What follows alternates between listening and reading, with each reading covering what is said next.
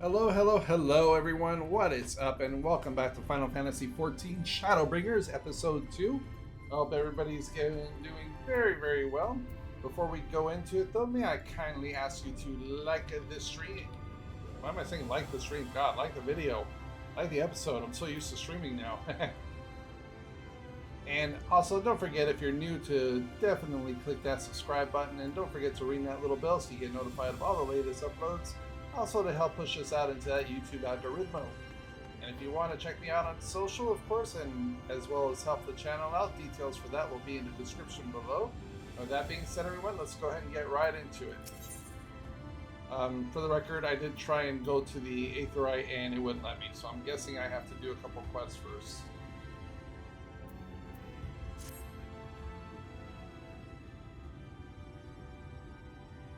Now, God, excuse me. Ooh. A full and frank discussion in the privacy of my study would seem to be in order. But I think our conversation will be more meaningful were you first to gain a firmer grasp of the situation here. To that end, I would like you to visit the Crystarium civic leaders and glean something in this world and its predicament. I'll do whatever you want as long as you let me attune that Aetheryte, please. As you can see, this path will take you directly to the Aetheryte, a convenience which I am sure you are only too familiar. Being the rightful object of my summoning spell, you should, in theory, be able to reach all the way back along your etheric trail and find a connection in the source, believe it or not. I strongly suggest you complete this attunement process before venturing any further. Well, yeah, that's my plan. After you have done so, walk up the steps next to the Aetheryte and head out to the left to arrive in the crystalline mean. This is where you'll find our collective crafters and gatherers, as well as their spokeswoman, Catalyst. One of the people I should like you to meet.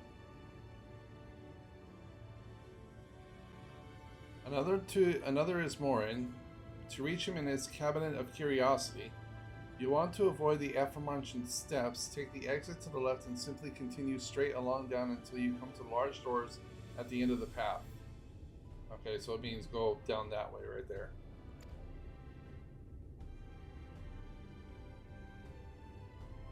The third and final person I should like you to meet is Bragi, our man in charge of trade and distribution. He is to be found in the markets, which you can access from the opposite side of the Aetheryte Plaza.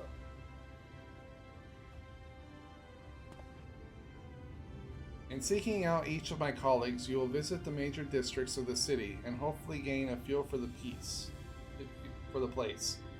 I trust my directions were simple enough. Crystal clear. To the who, where, right, down, where, now, what, when? Very good, I concede. The layout of the Crystarium owes more to its historic necessity than planning, but I'm sure you'll learn its twists and turns before long. In all honesty, the true challenge may be finding the right way to approach its citizens. As you discovered during your encounter with the captain, the people of this world are unaware of the existence of other stars, and will struggle to accept the truth of your origin. That being the case, when they ask whence you hail, they will inevitably will. I suggest you claim to share a homeland with the Crystal Exarch. This is an unspoken rule here about peering too deeply into the particular mystery. Okay, I'm guessing I have to remember that. When you finish making the rounds, pray meet me in the large courtyard at the center of town. Until then.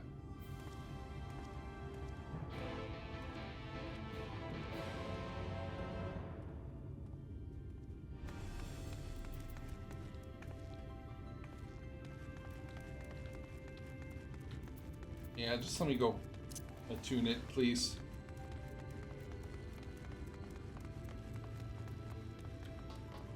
Oh, good. It's actually part of the quest. It's like you have to. Good.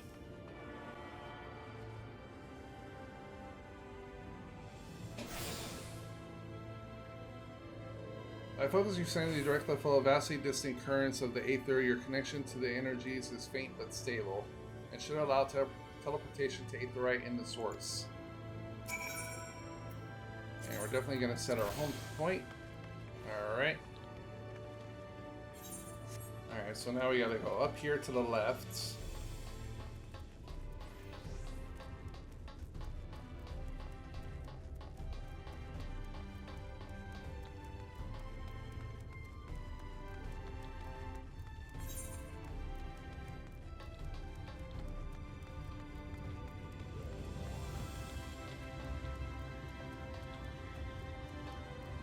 Wait, why is it pointing down?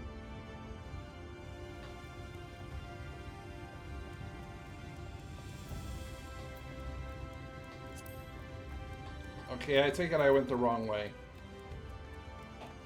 See, I did get lost.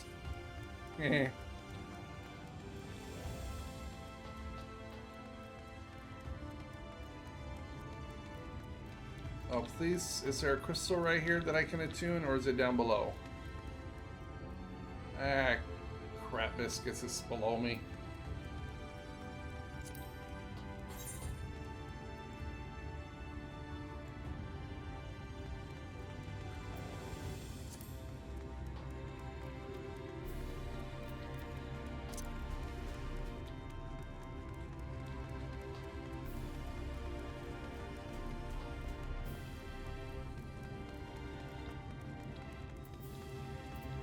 Oh, good. I found one of them. Hooray.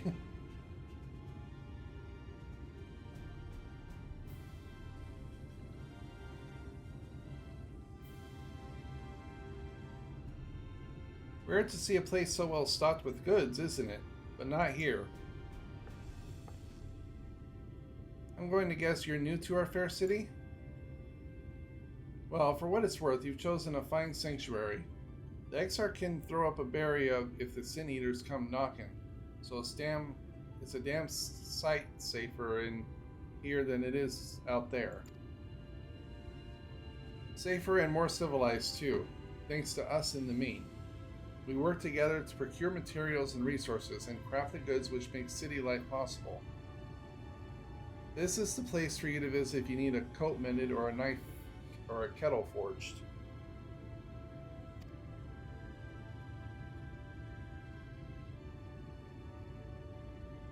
Just don't go thinking it'll all be handed to you like a plate like those Illuminarian layabouts. Here in the Crystarium, we work for a living. Though I see you're no stranger to honest labor, you don't have that whiff of indolence about you like some folk I've met. Still, I can't quite pin down your profession. Where is it you're from? One of the XR's countrymen, you say? I see. Well then, I'll work twice as hard to make you feel welcome. Our city wouldn't even exist if it weren't for him. And any friend of his is a friend of ours.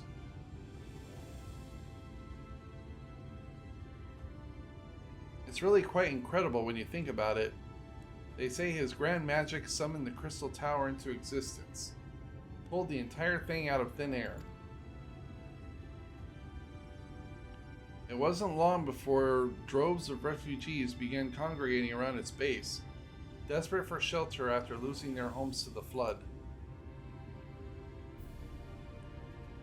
And that's how the Crystarium began, and the Exarch's innovation. Buildings started going up, and with the help of some curious relics brought forth from the tower, this place gradually expanded into a thriving metropolis you see today. The city stood here for decades now, yet the eldest among us swear the Exarch looks exactly the same as he did back then. He is indeed a man of many mysteries, but for all his secrecy, he has never yet let us down. So if he and you wish to remain silent about your shared homeland, then the folk here will respect your wish for privacy. I am, however, more than a little curious to see any crafting talent you might be hiding. If you've got to contribute to the front, be sure to come back and visit once you've had a chance to settle in. Just ask for Catalyst, and I'll find you a niche here in the Crystarian mean. You can help us keep the cogs of the city greased and turning. Your exchange with Catalyst has taught you about life in the Crystarium.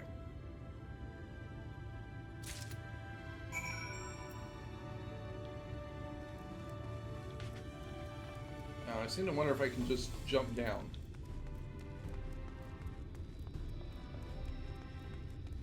Oh, there's an Aethernet shard right there.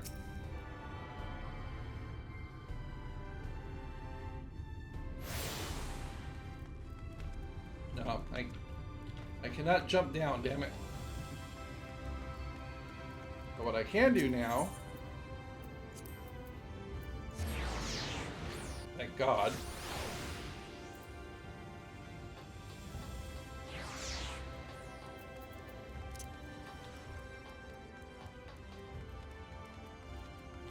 Man, this place is pretty freaking huge.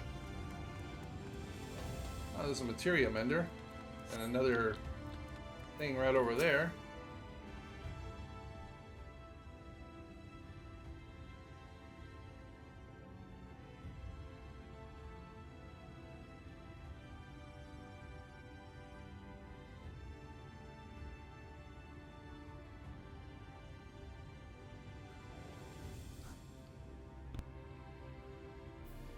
New to the city, friend? The spinning head and wide eyes gave you away. Welcome, my name is Bragi, and I'm the master of these markets. They gave the district another official title, but I'm not in the habit of using it. Too florid by half. In any case, our merchant stocks a range of equipment for mistals such as yourself, so finding something in your size shouldn't be a problem.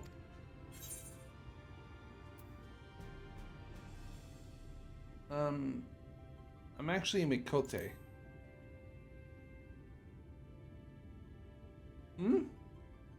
Must be a dialect I'm not familiar with.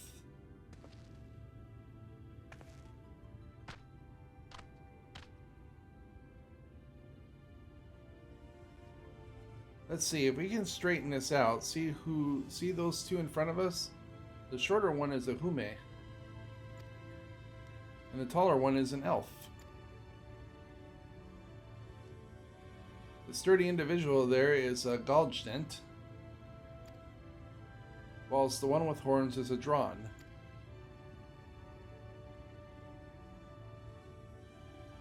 And then you have the large, scaly chaps with the long tails and the knack for raising livestock. Those would be the Zun. Yeah, we call them Ixal. Which is apparently not the name you know them by. Now I'm curious to know which far-flung region you hail from.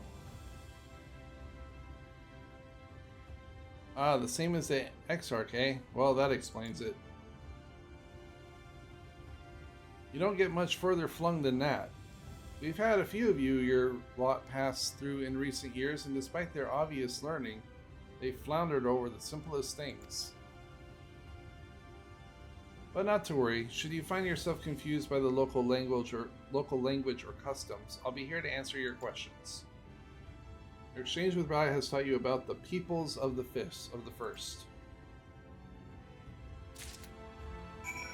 Alright, now let's go get that other... There it is. The Aetherite Shard. Yes.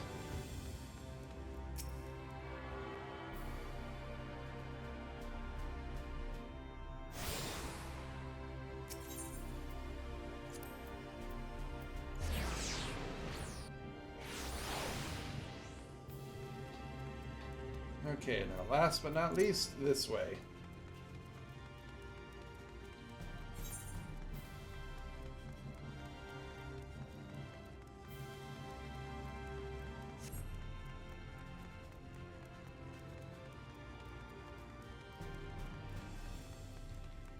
Is there another eighth? Did I pass it up? No, that's above. So that one's above me. But there is another one right here.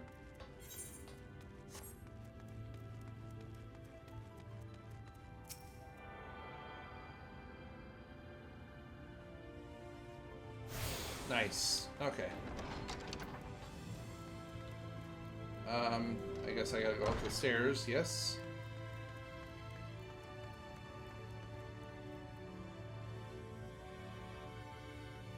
Yep, still up. Still showing up.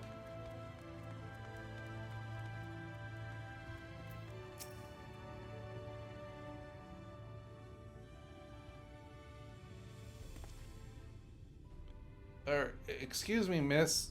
Are you recently come to the city, perchance? I'm quite familiar with our civic roles, you see, and, well, ahem.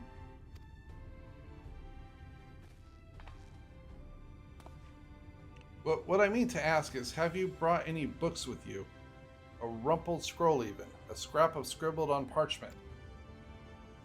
Huh? My apologies. Literature is something of an obsession of mine, as well as a profession.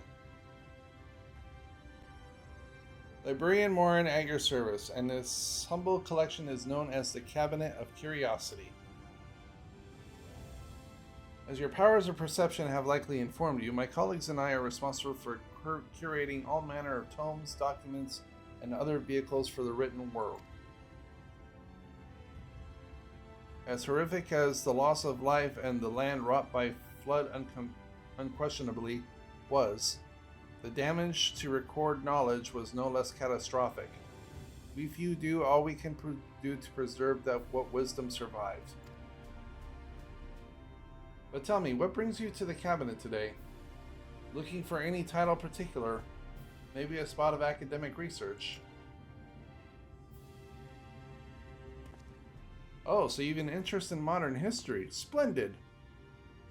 A thorough review of recent events can often yield novel perspectives. I quite agree.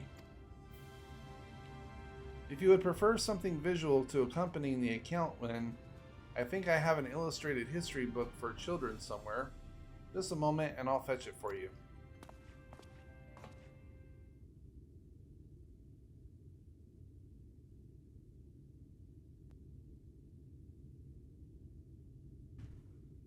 And here we are. Would you like to pull up a chair? Make yourself more comfortable? Ahem. On with the lesson then.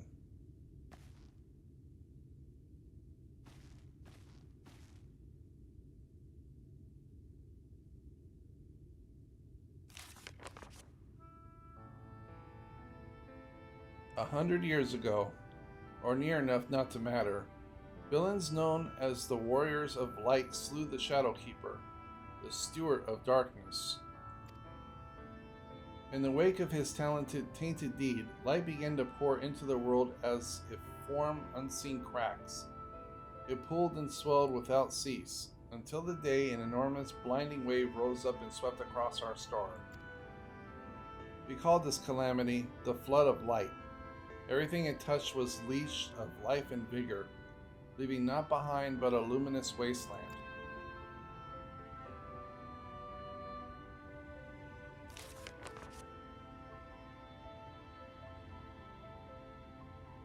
Yet, just when it seemed that all would be lost, a savior appeared before us. The Oracle of Light. She stood, twists us, and approached doom, and by her power did she stay the flood. Thus was Novrent. The Novrent alone spared the fate of erasure.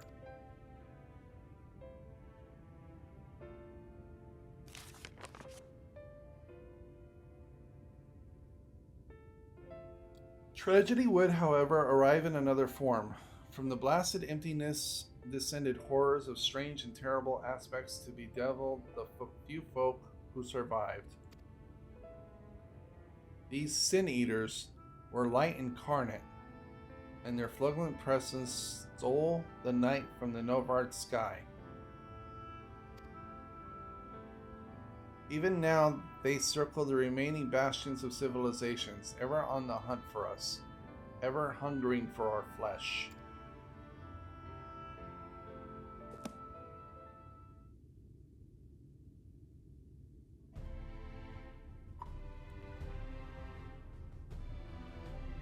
And thus did the world become what it is.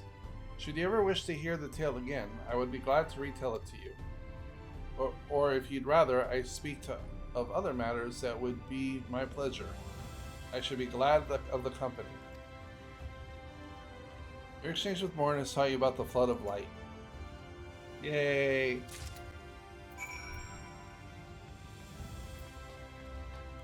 I gotta go all the way back down. Yay! We finished the job. Yay!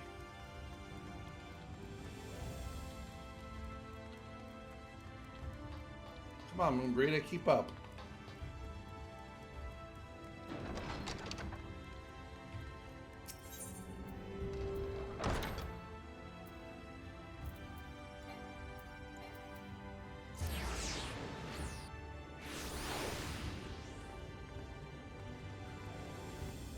Okay, so now we gotta go this way. And there is an aetherite right there, so I'll go ahead and grab that before we talk to him and complete the quest.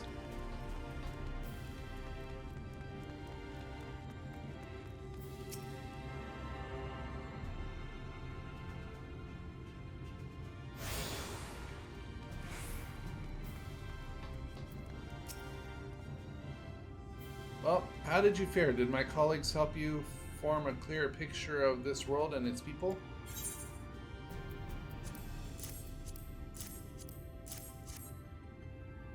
Yes, it seems you were treated to a most thorough introduction. I understand it was something of a chore, but it was necessary that you grasp these things before we proceed. As for the Crystal Tower's origin, you may have noted that the details were sparse. The structure is, in fact, the selfsame one you know from the source, transported to the first in its entirety. It was my first attempt at breaching the boundaries between worlds, something of a trial run for your eventual crossing. And although I do not know which era I tore it from, I do know that its arrival served to set the wheels of fate in motion.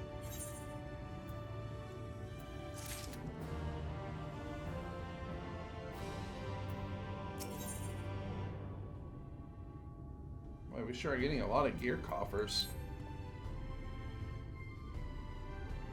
You've done as I requested and learned something of the world in which you find yourself. Now it's time I fulfilled my half of the bargain and explain what has befallen your comrades. That is a conversation I'd rather have in the privacy of my quarters, however. I must go on ahead of the tower and organize a few things. But I shall see that the guards knows to admit you. The tower's gate lies open. Well, yes, of course, it can be open and closed just like any other. Does that seem strange to you? I know not how the tower functioned in your time, but I assure you there is no danger of us being locked inside.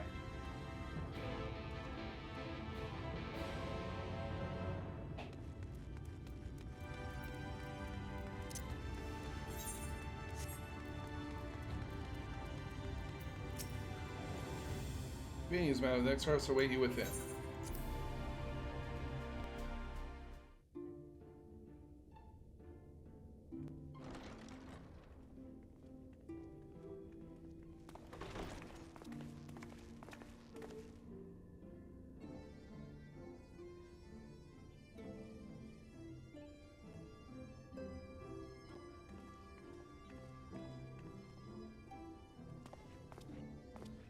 Welcome to the Ocular, my private study. We can speak here without fear of being overheard. I have much to explain, but the truths which I must touch upon in doing so would cause only distress and confusion to the people of this world. Pray keep that in mind. Now, I am sure you are destined to know the fate of your fellow scions. To put it simply, they are here in the first. Their arrival, however, was not as recent as you may imagine. Here, time flows at a different pace from that of the source. In the space of a single hour in your home world, an entire year might pass in the first, and the reverse could also be true. The pace fluctuates without rhyme or reason, and it cannot be predicted. That said, we seem to be entering a period of near equivalence, and thus, for the moment, you need not overly concern yourself with the passage of time. As for your companions, however, Yustola and Urianger have dwelled here for 3 winters, all told, while Thancred's count stands at 5. Even our more recent arrivals, Alphino and Alize, have lived in the first for almost a year.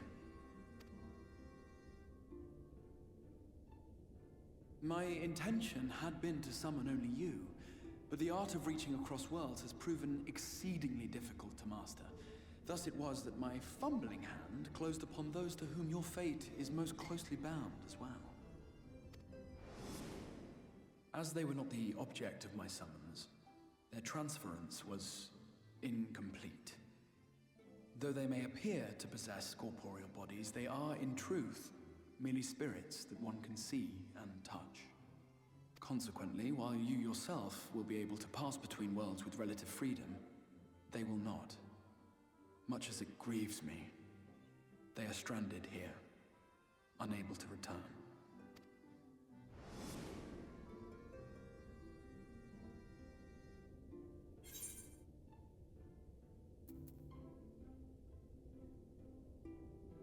Ooh, which one to pick? Find a way to send them back? What have they been doing? I think find a way to send them back would be the most important one.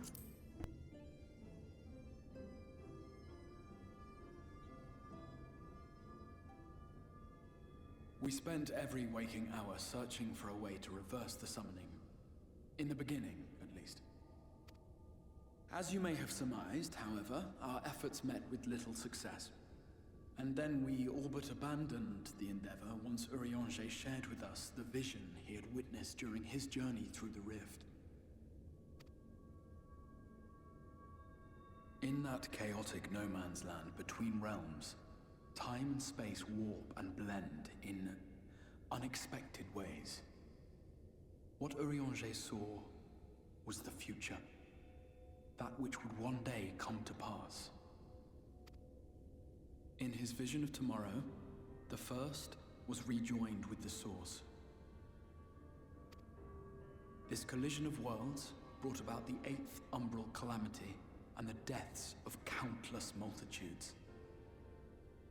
Amongst those who perished, Urianger clearly saw the fall of the Scion's mightiest champion. He watched you die.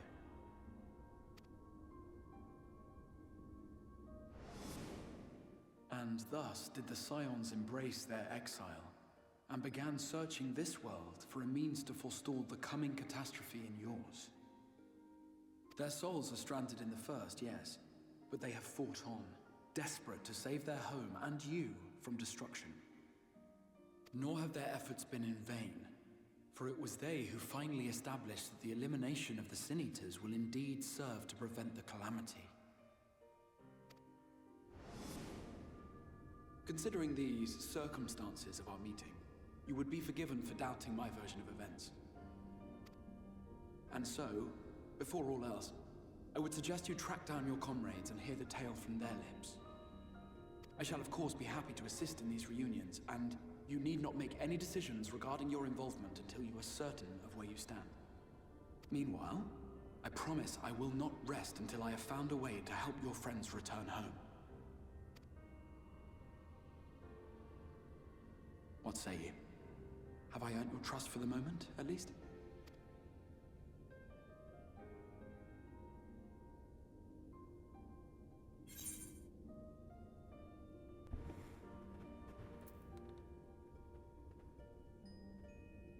I think, yeah. But I'll see you keep that promise.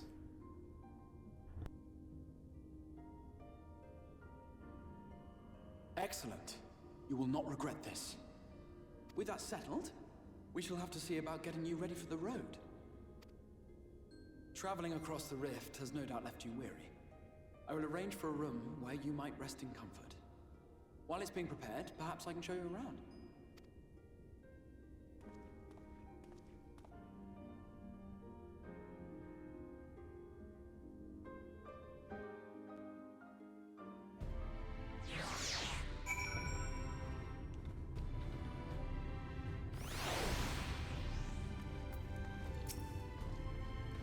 The Crystarium boasts a number of residential districts, but I have been informed that a room has just become available in Dependence, which, as it turns out, is perfect. Our path there will take us past the markets, and I was hoping to give you my little introduction to the wares. Come along.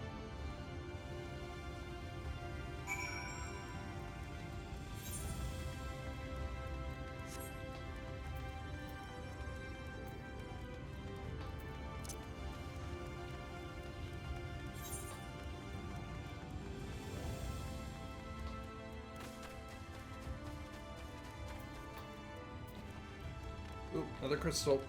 We gotta get that first. Oh, I already got that one. Okay.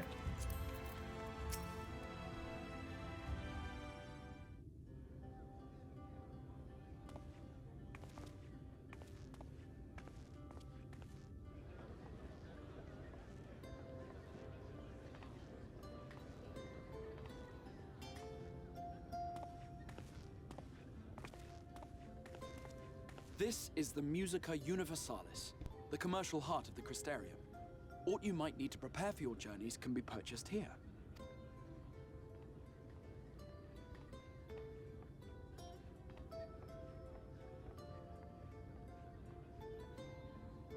Ah, yes. You must be curious about the currency. Fear not. The gil you carry will serve you well enough. Each nation once minted its own coins, but 'twas all a jumbled mess following the flood. After much debate, the local merchants eventually elected to revert to the old ways, wherein a coin's value was decided by the worth of its metal. As for a unit of measurement, we agreed upon the term gil, a word borrowed from coins uncovered within the Crystal Tower here. And as our traders peddled their wares across the land, so too did our usage of gil become common practice. From what your stola tells me, a standard coin from the source equates to exactly 1 gil here, or near enough not to matter. Our way of life has benefited greatly from the artifacts we recovered from the tower, some of which may be familiar to you.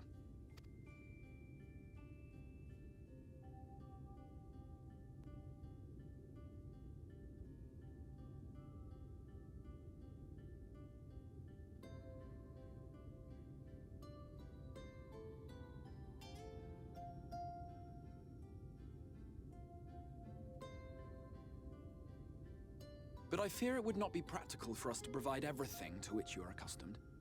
You shall need a means to access the commodities of your homeworld.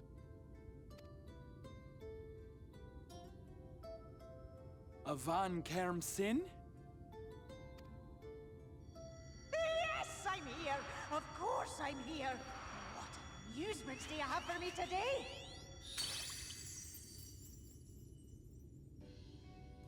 My dear Feo Ul, paragon of pixie kind. For you, I have the most vital task. This fine lady is a friend from a distant realm. And we have need of a means to ferry things back and forth from her home. Might you be able to assist us in this matter?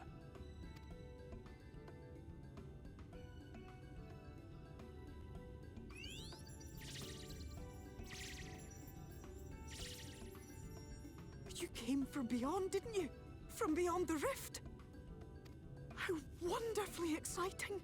What a brave and reckless and marvelous thing you did! You've the heart of a pixie, you do. After careful consideration, I have decided to grant you my assistance. Make a pact with me and the fun can begin. But answer me this, traveler. Did your garments come with you when you crossed over? Your teeth? Your nails?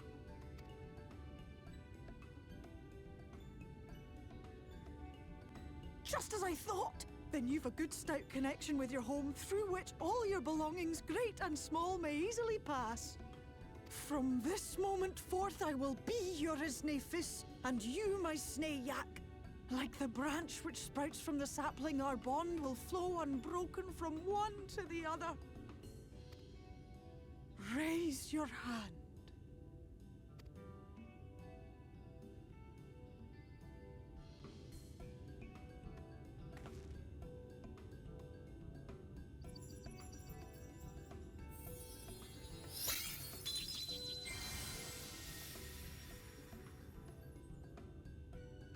Tis done. We are bound now, dearest sapling. Come then. Make your request. Tell me your desire. I wish to visit this world of yours. Mayhap her message to your friends in the source to inform them of your safe arrival.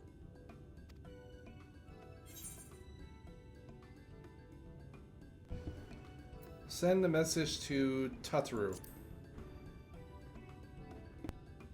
Consider it done.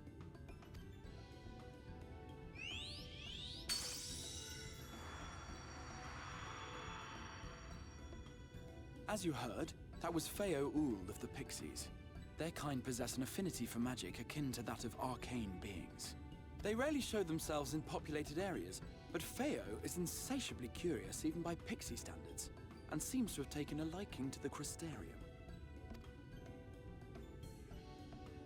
Right, we were going to organize a room for you, weren't we? Come along.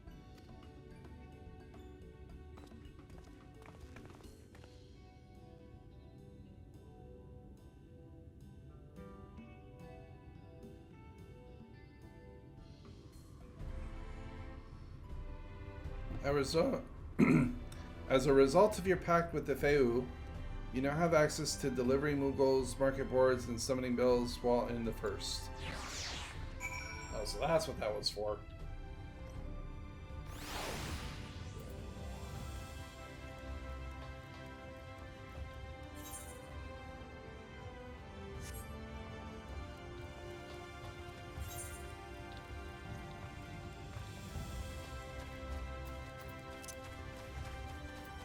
Alright, so it looks like we gotta go up this way if I can get there. Good, there's another Aethernet.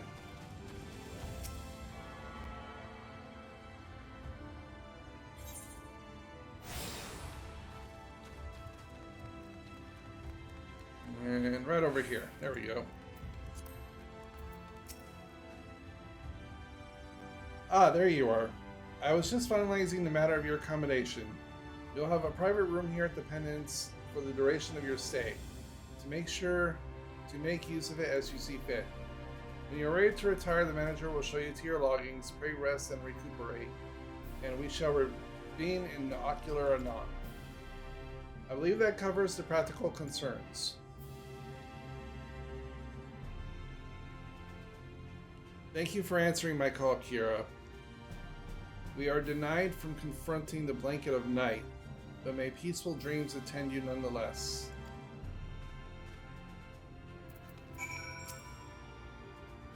Pleasure to meet you, miss, and welcome to your new home at the Penitence. Your room is ready if you'd care to retire. Yes.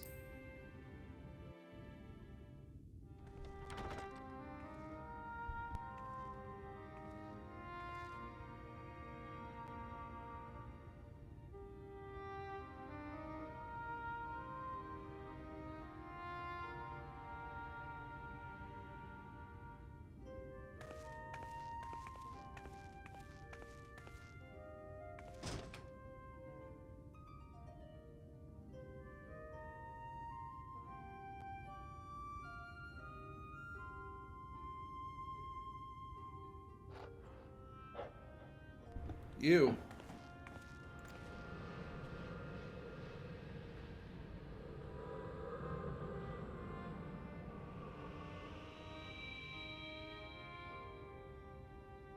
I know you. You're the warrior of light from the source.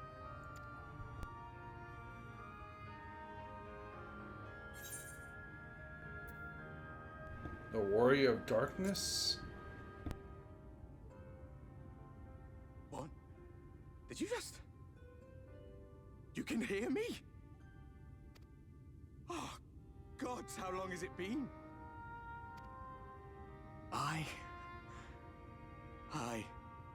That was what I called myself in your world. The Warrior of Darkness.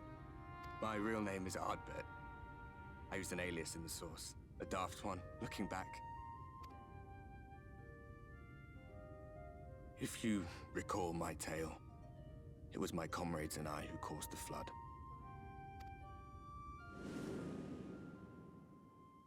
We thought our home doomed. And so we listened to the Ascians. Let them guide us to the source, and tried to hasten their goddamned ardor. I remember when we fell, defeated by you and yours. I remember our audience with Minfilia, how she listened to our pleas and returned our souls to the First.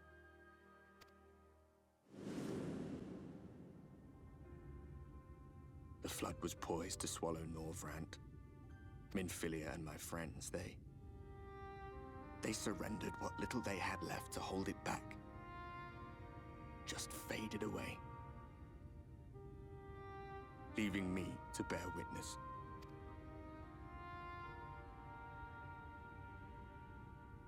Tell me, do you know the year? How much time has passed since we caused the flood?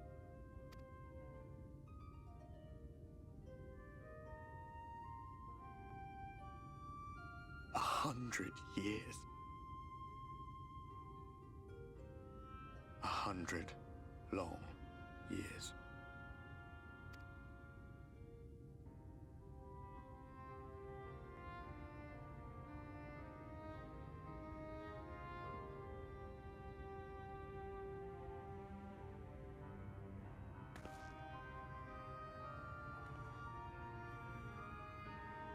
My hands find no purchase. My gestures catch no eye, and my pleas, be they whispered or screamed, reach not a single ear. I am a shade, cursed to do naught but drift.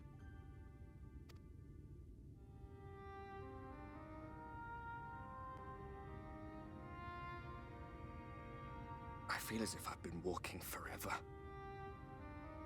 I hardly noticed when my mind and body began to fray at the edges. Then bang!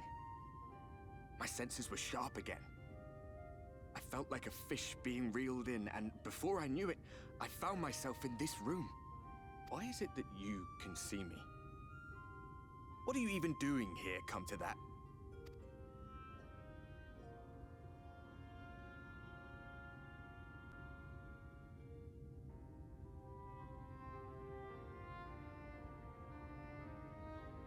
You were summoned to save the first. A waste of time. This world is beyond saving, like those who try to save it. Muddled as my mind may be, I've not forgotten that. But if fate has brought me to you, the one person in this God's-forsaken world who can see and hear me, then perhaps there is a reason I endured. If I can find out why I was left behind, then maybe I can bring this journey of mine to an end.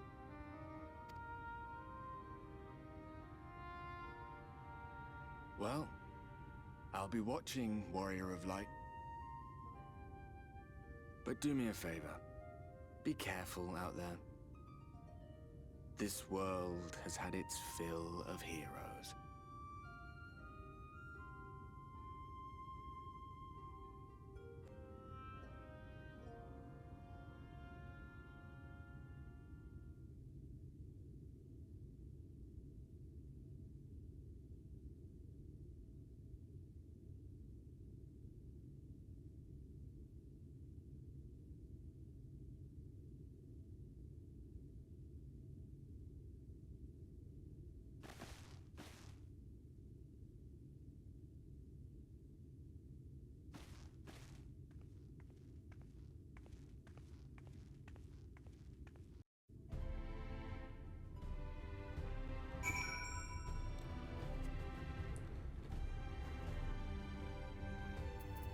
Okay, good.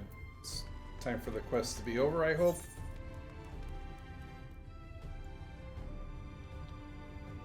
The Docile Gate.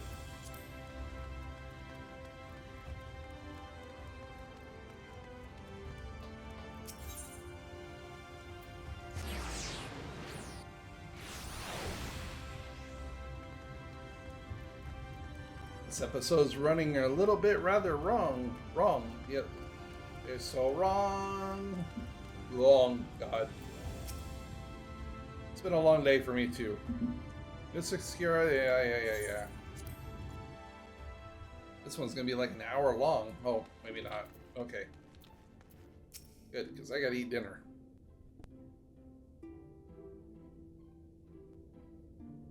Ah, how did you find your new quarters? I trust you were able to rest.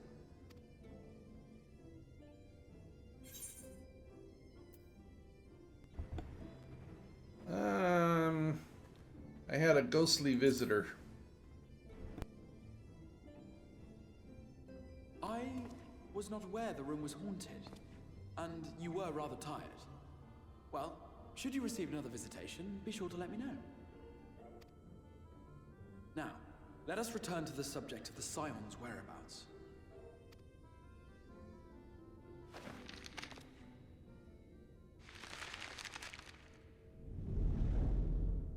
This map shows the lands of Norvrand, the only area to be spared the flood of light.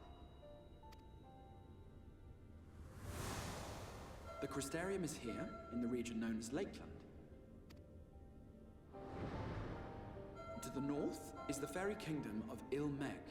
That is where you'll find Urianger. To the east lies the once prosperous civilization of Rak-Tika. Your Stola is stationed there, in the heart of the forest. Alas, Neither location can be reached without considerable difficulty. As such, I would suggest you first seek out one of the twins, each of whom is stationed but a short flight from the Crystarium.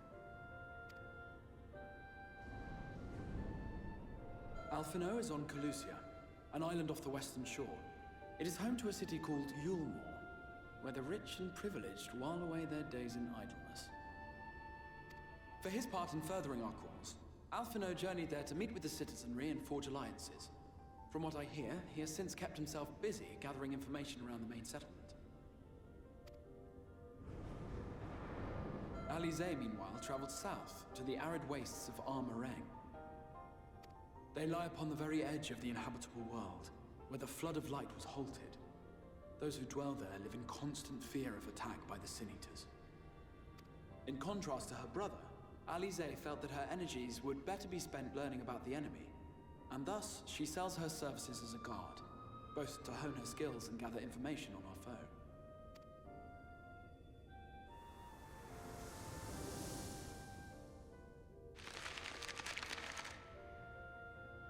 So, will it be Calusia or Armorang? It matters not which you choose to visit first. Simply inform me once you've made your decision, and I will see to it that you are provided with a suitable mount. Ah, but you must be wondering about Thancred. He has taken up with a new companion, and is presently engaged as a wandering hunter of Sin Eaters. Being ever on the move, his whereabouts are often difficult to ascertain, but I am certain your paths will cross ere long.